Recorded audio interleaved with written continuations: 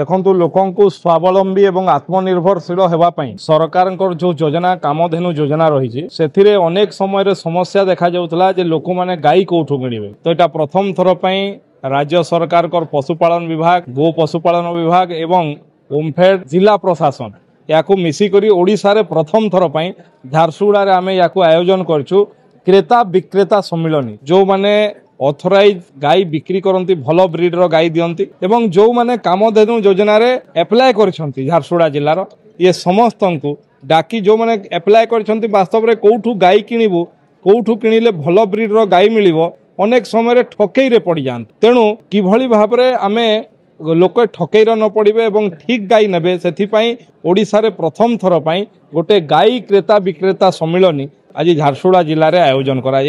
एवं यार करिवार मूल लक्ष्य हूँ झारसुगुड़ा जिलार दुग्ध उत्पादन को 2 गुणित 3 गुणित करिवार। एबे झारसुगुड़ा जिले में 13,000 लिटर क्षीर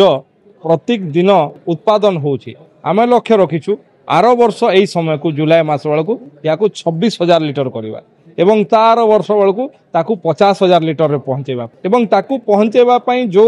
विभिन्न सोपान रे आमे कार्य खसड़ा प्रस्तुत करछु तार प्रथम सोपान होछि एक क्रेता विक्रेता सम्मिलनी जो थिरे कि सरकार जो सब्सिडी दौरान ता विषय भी लोकों को अवगत करागला कि भली घास चाष करिया पई जोटा जो घासटी गाई मानक पई वास्तव रे उपयोगी तापाई कि सरकार को सब्सिडी अच्छी लोकों को ये प्रशिक्षित करागला कि भाव में गुहाल घर पर सरकार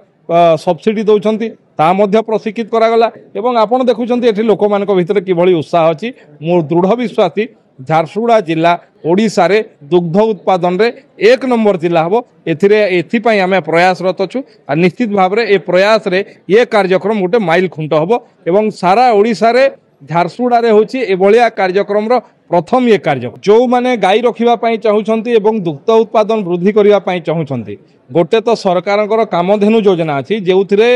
महिला मानकर एवं एसटी एससी मानक पई 70% सब्सिडी अछि साधारण लोकों पई 60% सब्सिडी अछि एवं जदि कामधेनु योजना रे भी के वंचित हे जाउछंती आ गाई रखिबा चाहूछंती ताहेले भी आमे जिला प्रशासन तरफरु ताकू कौन सीएसआर माध्यम रे कौन इंडस्ट्री कहीकि सीएसआर व्यवस्था करके भी लोकों को गाई देवार व्यवस्था करूँ किंतु कौन हिसाब रे भी लोकों को आत्मनिर्भरशील होगापाई स्वावलंबी होगापाई दुग्ध उत्पादन गोटे हूँ सबुठु बड़ प्रयास जो लोक घरे बसिकी निजर परिवार रो आय वृद्धि करिपारिबो। तेणु आमे सेथिपाई लोकों को उत्साह प्रदान करूछु जे एई योजना माध्यम रे लोके गाई नियंतु एवं तांकर आय वृद्धि करंतु आत्मनिर्भरशील हुंतु स्वावलंबी हुंतु।